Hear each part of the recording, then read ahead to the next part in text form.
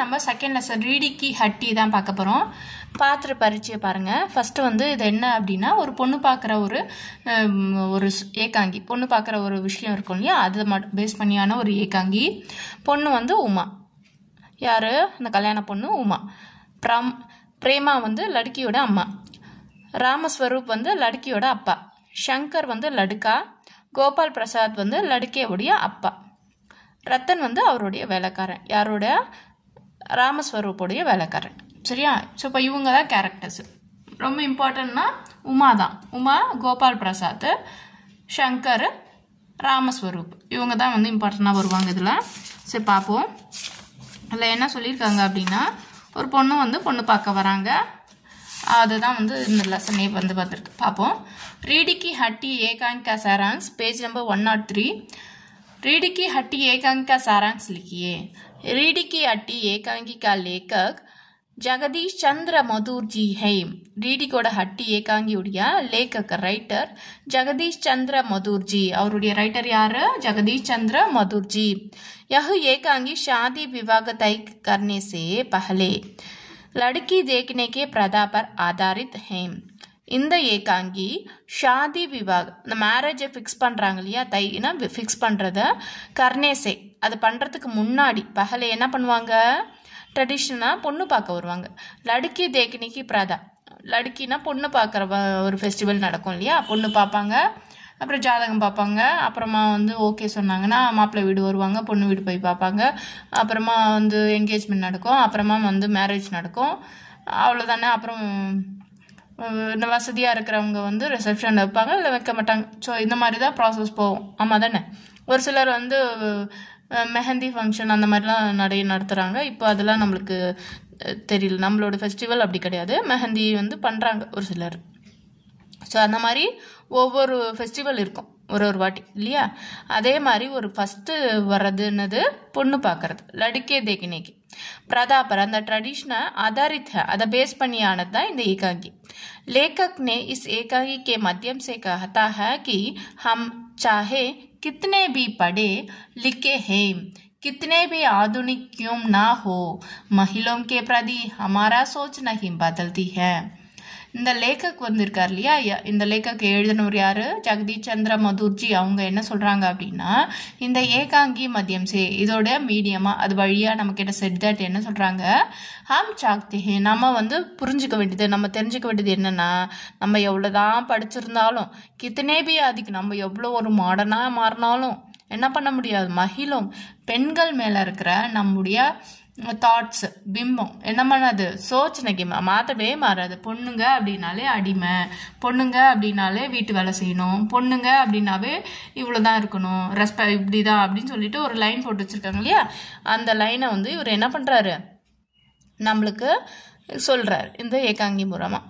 लेखक ने அது மட்டும் இல்லாமல் लेखक ने ஸ்ரீ शिक्षा के महत्व को भी समझाए हैं. ஒரு பொண்ணுடைய எஜுகேஷன் வந்து எவ்வளோ இம்பார்ட்டன்ட் அப்படின்றதையும் இந்த ஏகாங்கியில் நம்மளுக்கு சொல்லியிருக்காரு. யாரு? ஜெகதீஷ் சந்திர மதுர்ஜி. சரியா? சரி பார்ப்போம், அதில் என்ன ஸ்டோரின்னு பார்ப்போம். முதல்ல வந்து உமாவை பொண்ணு பார்க்க வராங்க. उमा को देखने के लिए गोपाल प्रसाद और उनका लड़का शंकर आने वाले हैं. உமாவை பார்க்கறதுக்கு பொண்ணு பார்க்க யார் வராங்க? கோபால் பிரசாத்தும் அவருடைய மகன் சங்கரும் வராங்க. उमा के पिता रामस्वरूप एवं उनका नौकर कमरे को सजाते हैं.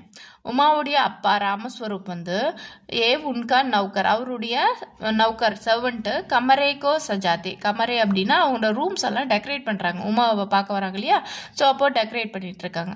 நாஸ்தா ஆதி பி தயார் கியா ஜா ரஹா ஹை, எல்லாமே டிஃபன் எல்லாமே வந்து ரெடி பண்ணி வைக்கிறாங்க. ஸோ ஃபுட்டும் ரெடி பண்ணி வைக்கிறாங்க. உமா காலேஜ் தக் படி ஹுயி ஹே, உமா வந்து காலேஜ் வரையும் முடிச்சிருக்காங்க.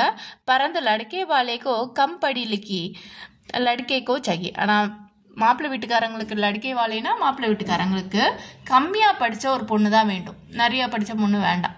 इसलिए ராமஸ்வரூப் बताते हैं कि उमा 10वीं तक ही पढ़ी है. ராமஸ்வரூப் என்ன சொல்றாரு, அவங்க 10th தான் படிச்சிருக்கா உமா அப்படின்னு போய் சொல்லிடுறாரு. इस दौरान गोपाल प्रसाद ये शंकर आते हैं और बिजनेस यानी विभाग के बारे में बात करते हैं. இதே நேரத்தில் கோபால் பிரசாதும் சங்கரும் அங்கே வந்துடுறாங்க. பிஸ்னஸ்ன்ற பேரில் அந்த மாதிரி வந்து மேரேஜ் பற்றி எல்லாமே பேசிகிட்டு இருக்காங்க. எல்லாம் பேசிட்டு 2 பேர் பேசிகிட்டு இருக்காங்க. உமா படி லிக்கிஹ, உமா வந்து ஒரு படித்த பொண்ணு. சீதி சாதி லடிக்கு, ரொம்ப சிம்பிளான பொண்ணு. Fashion K name per, fashion அப்படின்ற நேமில் பவுடர் மேக்கப் கர்க்கே அப்பனே சுந்தரதாக்கோ படுனா நஹீம் சாக்தித்தே, தன்னுடைய அழகை இன்னும் என்ஹான்ஸ் பண்ணிக்க அவங்க விரும்பலை.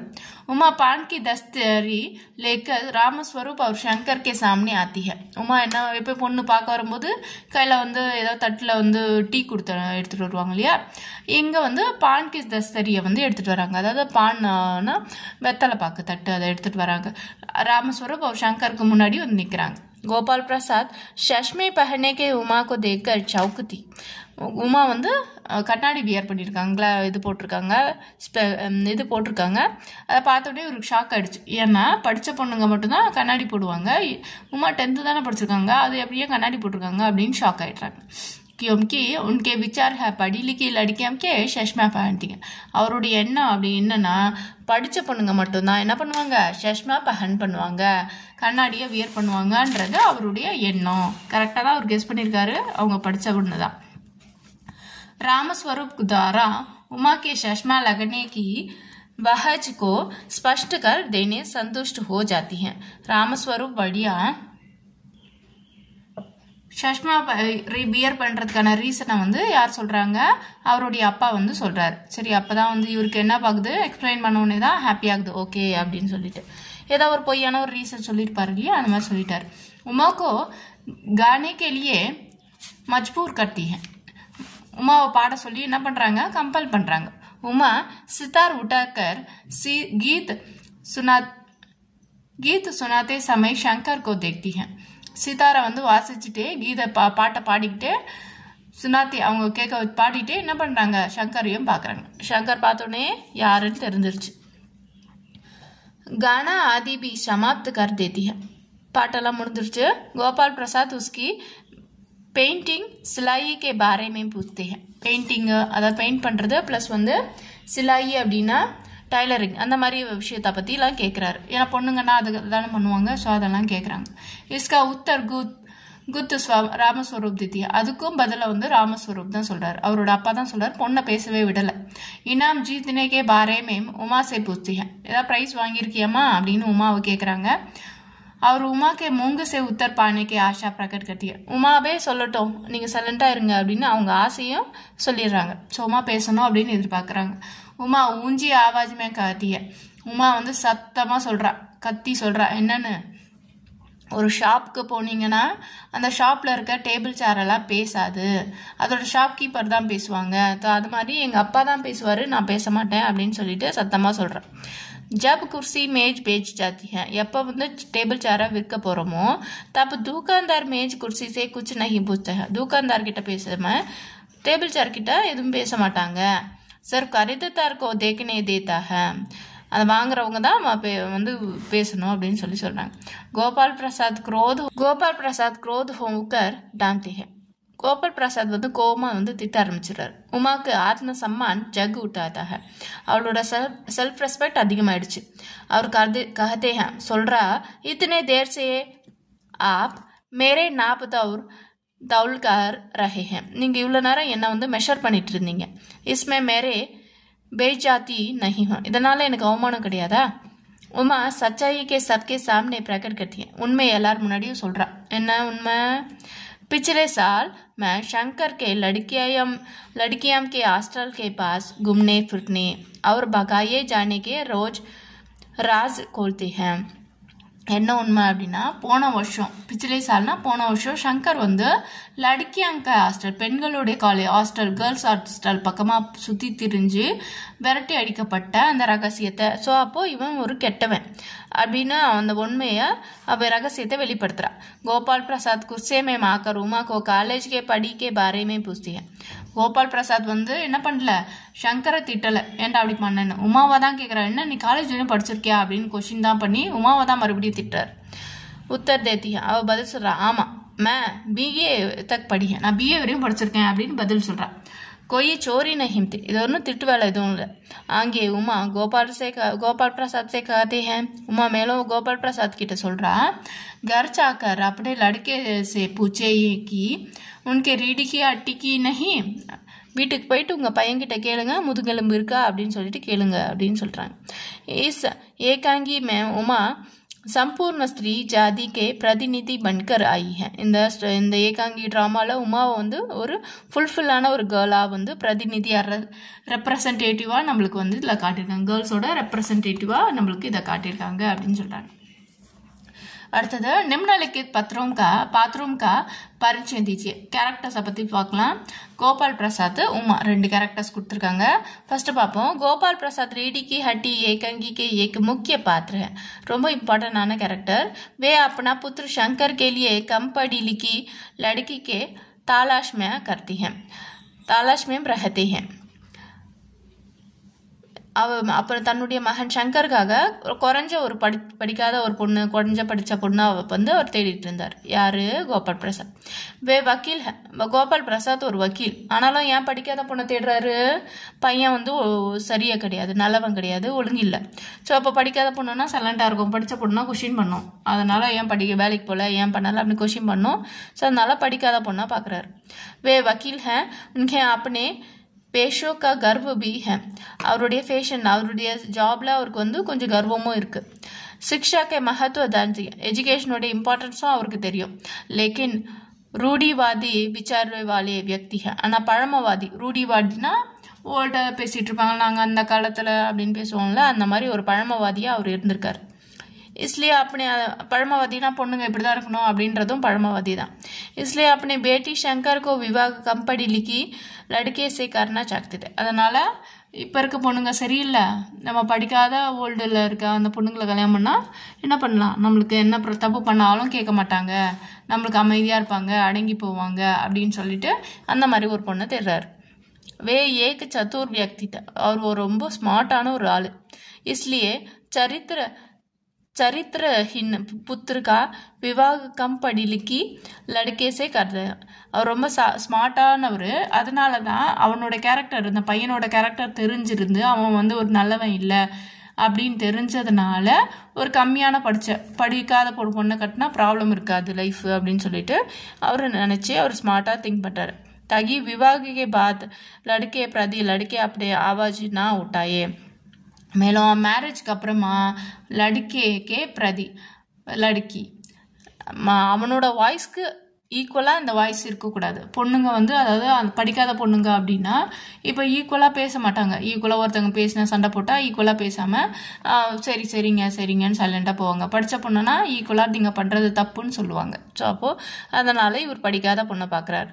ஜப்புவே உமா கோ சஷ்மா பஹனே தேக்தே ஹே ஷாக் கர்த்தி ஹே. எப்போ வந்து உமா வந்து சஷ்மா அது போட்டிருந்தாங்களோ அப்பயே அவருக்கு வந்து டவுட் வந்துருச்சு, ஷாக் ஆகிட்டாரு. ஷாயத் உமா படிலிக்கி ஹோ, ஒரு வேளை மேபி அவங்க வந்து படித்தவங்களா இருப்பாங்களோ அப்படின்னு சொல்லிட்டு. ராமஸ்வரூப் ஜப் சஷ்மா பஹனே கி வஹஜ் பதாத்தே ஹே தோ சந்துஷ்ட் ஹோ ஜாத்தி ஹே. எப்போ வந்து ராமஸ்வரூப் வந்து இல்லை வியர் பண்ணது வந்து ஏதோ ஒரு ரீசன் சொன்னதுனால அவர் ஹாப்பி ஆயிடுறாரு. படித்த பொண்ணு இல்லைன்னு சொல்லி கன்ஃபார்ம் பண்ணவுடனே அவர் ஹாப்பி ஆயிடுறாரு. अंत में जब उमा मुंग से शंकर से चरित्र के बारे में जानकारी उन्हें मिलती है तब बेटे का समस्त्रण करते हुए उमा पर अपना क्रोध उतार देती है. எப்போ உமா வந்து தன்னுடைய வாயால் சங்கருடைய கேரக்டர்ஸை வந்து சொல்கிறாளோ, ஜான்காரி தெரிய வைக்கிறாரோ, அப்போ வந்து பையனுக்கு समर्थन करती है, பையனுக்கு ஆதரவாக உமாவோ கிட்ட தான் சண்டைக்கு போகிறாளே தவிர பையனை வந்து இதுமே சொல்லலை. शंकर की कमी को स्वीकार करने के लिए वे तैयार नहीं है. சங்கருடைய தவறை வந்து அவர் அக்செப்ட் பண்ணிக்க அவர் வந்து ரெடியாகவே இல்லை. अभी तो रामस्वरूप से बेजाती की शिकायत करती है. ஆனால் வந்து அதுக்கு பதிலாக அவர் வந்து என்ன பண்ணுறாரு, ராமஸ்வரூப் கிட்ட என்ன நீங்கள் பொண்ணு வளர்த்துருக்கீங்க அப்படின்னு சொல்லிட்டு அவர்கிட்ட வந்து அவமானம் ஆயிடுச்சு அப்படின்னு சொல்லிட்டு அவர்கிட்ட கம்ப்ளைண்ட் தான் பண்ணுறாரே தவிர பையனை வந்து எதுவுமே கேட்கல. इस तरह गोपाल प्रसाद का बढ़ने वाले लालची और स्त्री पुरुष की समानत्व में अविश्वास रखने वाले व्यक्ति के रूप में विचित्र किया जा गया है.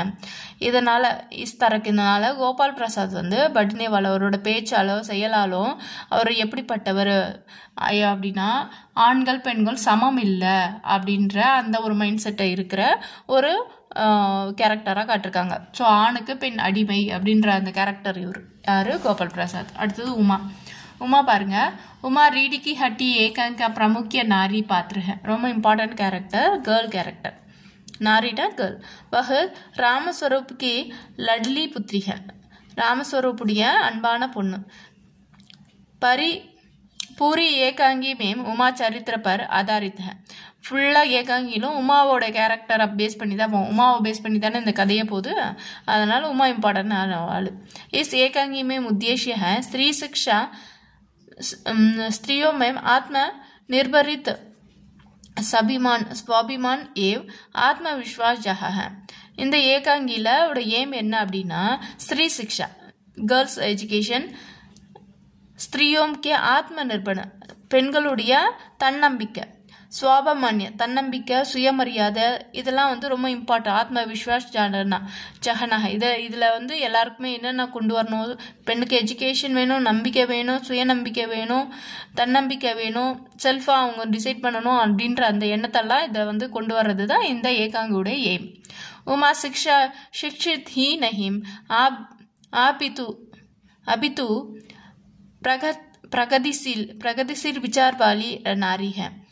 உமா வந்து சிக்ஷித் ஹீ நஹி, அவள் படித்தவ மட்டும் கிடையாது, கொஞ்சம் மேலும் முற்போக்கு சிந்தனை ரொம்ப வந்து, அதாவது இப்படி தான் இருக்கணும் அப்படின்னு சொல்லி முற்போக்கு சிந்தனையாக பாய்ஸ்க்கு கேர்ள்ஸ் வந்து ஈக்குவல் அப்படின்ற அந்த சிந்தனையெல்லாம் இருக்கும் இல்லையா, அந்த மாதிரி முற்போக்கு சிந்தனை இருக்கிறவங்க ரொம்ப வந்து கிசிபி परिस्थितियों में आत्म गौरव को छोड़ना नहीं सकते. எந்த சிச்சுவேஷன்லையும் செல்ஃப் ரெஸ்பெக்ட் மட்டும் விடக்கூடாது அப்படின்ற ஆத்ம கௌரவ் அப்படின்ற செல்ஃப் ரெஸ்பெக்டை வந்து விடாத ஒரு பொண்ணு. சரியா, ரொம்ப வந்து விடாத ஒரு செல்ஃப் ரெஸ்பெக்டான ஒரு பொண்ணு. உமா बनावटी सुंदरता का पसंद नहीं करती. आर्टिफिशियल बनावटी அப்படின்னா ஆர்டிஃபிஷியலான ஒரு அழகை வந்து மேக்கப் பண்ணிக்கிறது, ड्रेसिंग பண்ணிக்கிறது, இதெல்லாம் அவங்களுக்கு இன்ட்ரெஸ்ட் இல்லை. जब शंकर उसे देखने जाता है तब पाउडर लगाना भी नहीं चाहते थे. அப்போ பவுடர் கூட அவங்க அடிச்சுக்கல, சிம்பிளாக வராங்க. வேக சீதி சாதி லடிக்கி, ரொம்ப சிம்பிளான பொண்ணு. पढ़ी लिखी महिलाओं के मैम ऐसा गुण विराली है. படித்த பொண்ணுங்களில் இப்படிப்பட்ட கேரக்டர்ஸ் இருக்கிறது. ஏன்னா படிச்சிருந்தாலே அப்படியே கலரிங் பண்ணிக்கணும், மேக்கப் பண்ணிக்கணும், அதை பண்ணிக்கணும், இது பண்ணிக்கணும் அப்படின்னு சொல்லுவோம் இல்லையா, அப்படிலாம் இல்லாமல் இவங்க வந்து ஒரு ரேராக இருக்காங்க. படிச்சிருந்தாலும் இவங்க என்ன பண்ணுறாங்க, மேக்கப் அந்த விஷயத்தெல்லாம் இவங்க அவாய்ட் பண்ணுறாங்க.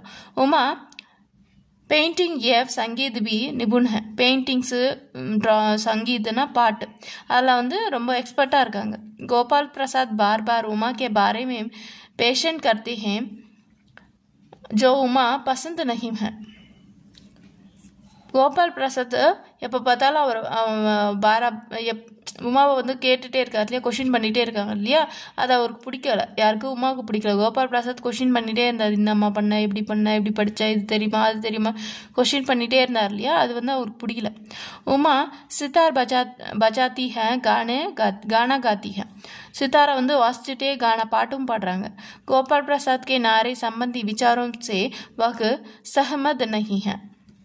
கோபால் பிரசாத்க்கு நாரி சம்பந்தி பெண்கள் விஷயத்தில் வந்து அவர் வந்து என்ன பண்ணல, சஹமத் நஹிம அக்ரி பண்ணல, அவரோட விஷயத்தில் அக்ரி பண்ணல.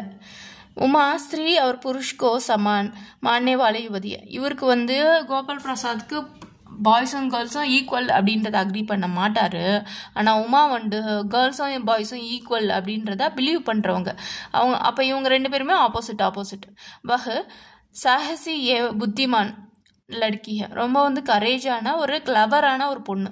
समय आने पर शंकर के कुचरित्र की बात में कोल बाती है. ஒரு அதாவது கரேஜ் ப்ளஸ் வந்து டேலண்டான பொண்ணு இல்லையா, அவங்க கரெக்டாக சமயம் வரும்போது அந்த பேட் கேரக்டர்ஸை பற்றி, அந்த शंकரை பற்றி அவங்க ஓப்பன் பண்ணுறாங்க. गोपाल प्रसाद से कहते हैं अपने पुत्र के रीढ़ी की हड्डी के साथ जांच करें वह हमेशा स्त्रियों के हॉस्टल के आसपास घूमना पड़ता है. கோபால் பிரசாத் வந்துக்கிட்ட சொல்கிறாங்க, புத்திரக்கு ரீடிக்கு ஹட்டி சார்ஜ் ஹே.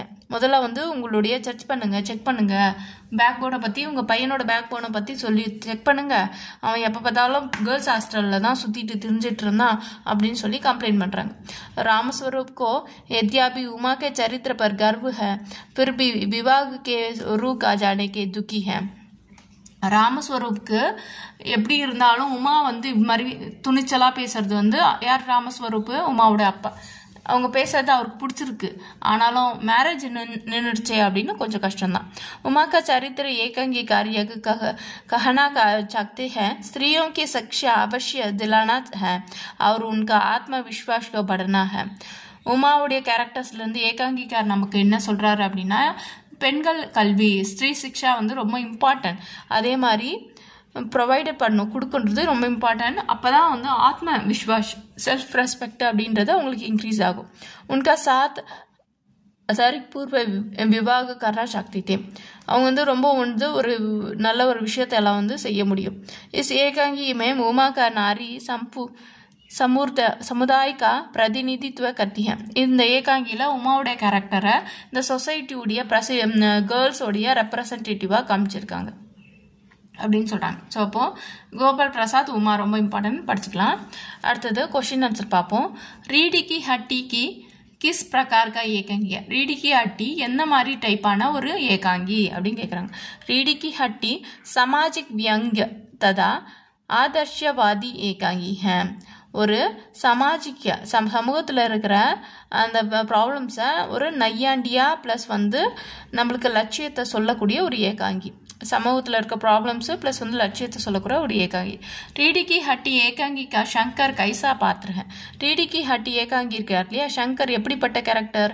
ஷங்கர் துர்பல் சரித்திர சித்திர பாத்திரன். ஷங்கர் வந்து ஒரு வீக்கான கேரக்டர், ஏன்னா கெட்டவன் இல்லையா. துர்பல்னா கெட்ட ப்ளஸ் வந்து வீக்கான, சரித்திர ஹின் அப்படின்னா ஒரு ஒழுக்கம் இல்லாத ஒரு கேரக்டராக காட்டியிருக்காங்க. ஸ்திரீயோம் கே சம்பந்தமே உஸ்கா விசார் சக் நஹிம் ஹே. கேர்ள்ஸ் அப்படி தொடர்பாக அவருடைய எண்ணம் வந்து சரி கிடையாது. वह स्वावलाभ प्रधान चरित्र है. स्वावलाभना ஒரு சுய லாபம் இருக்கிற அந்த ஒரு கேரக்டராக யாரை शंकरा காட்டியிருக்காங்க.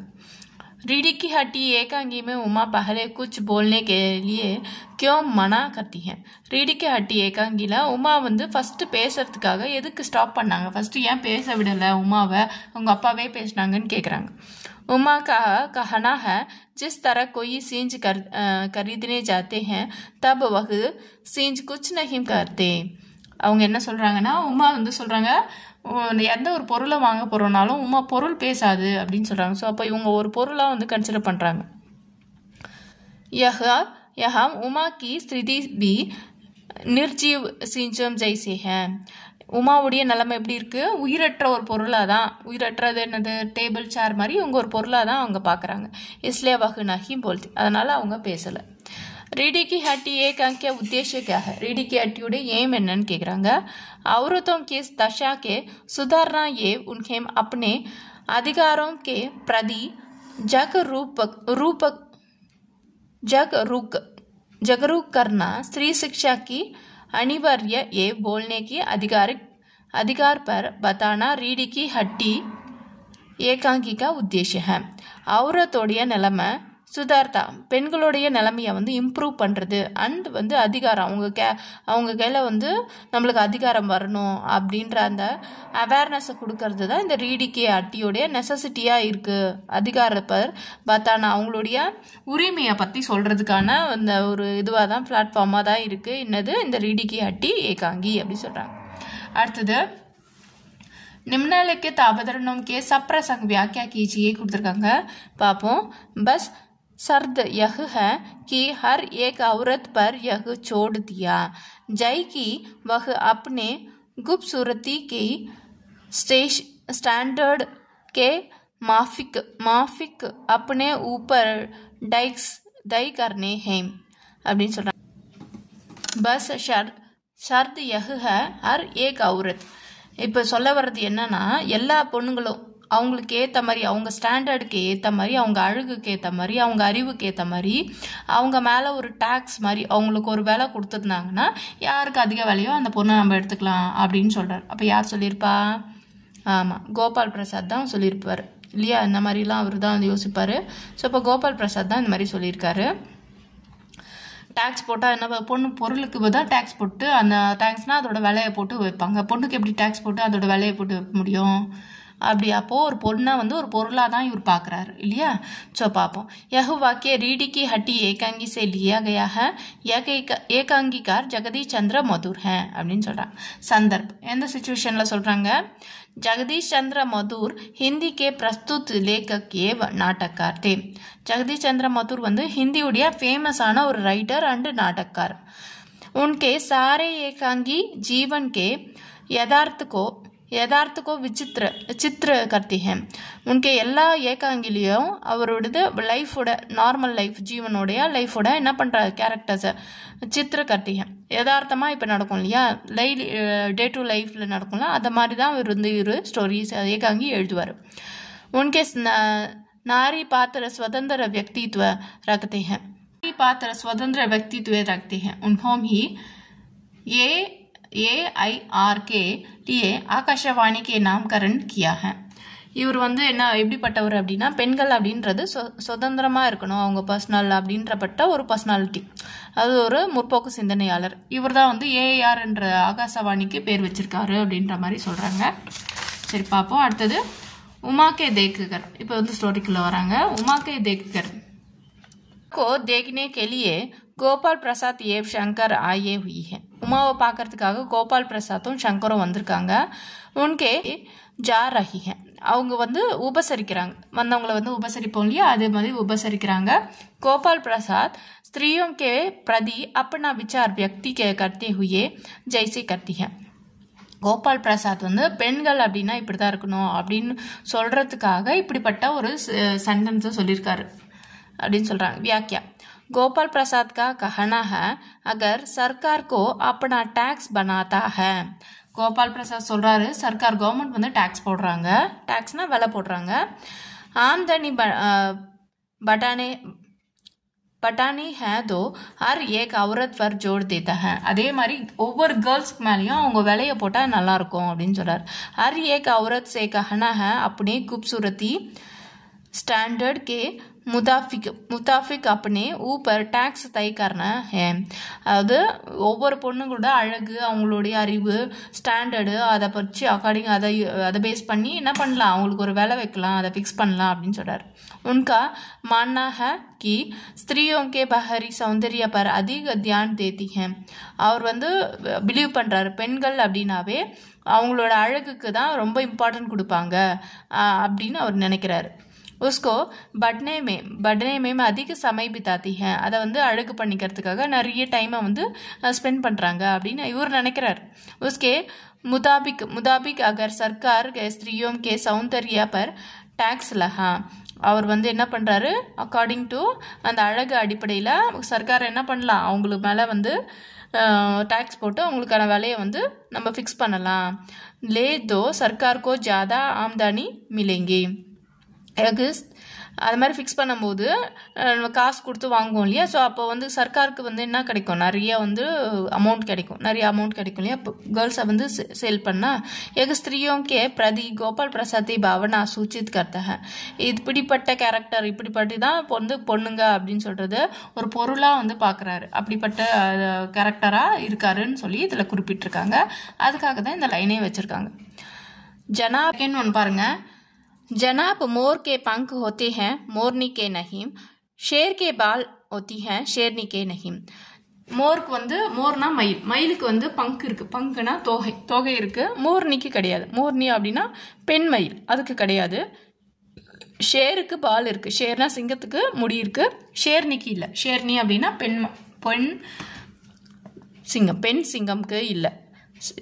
ஷேருக்கு இருக்குது, ஷேர்னிக்கு இல்லை, பெண் சிங்கத்துக்கு இல்லை அப்படின்னு சொல்கிறாரு. ஸோ அப்போ இது யார் சொல்லியிருப்பா, கோபால் பிரசாத் தான் சொல்லியிருப்பார். ஸோ அப்போ இங்கே பாருங்கள், இதுலேருந்து இது வரையுமே வந்து ஆல்ரெடி படித்தது தான்.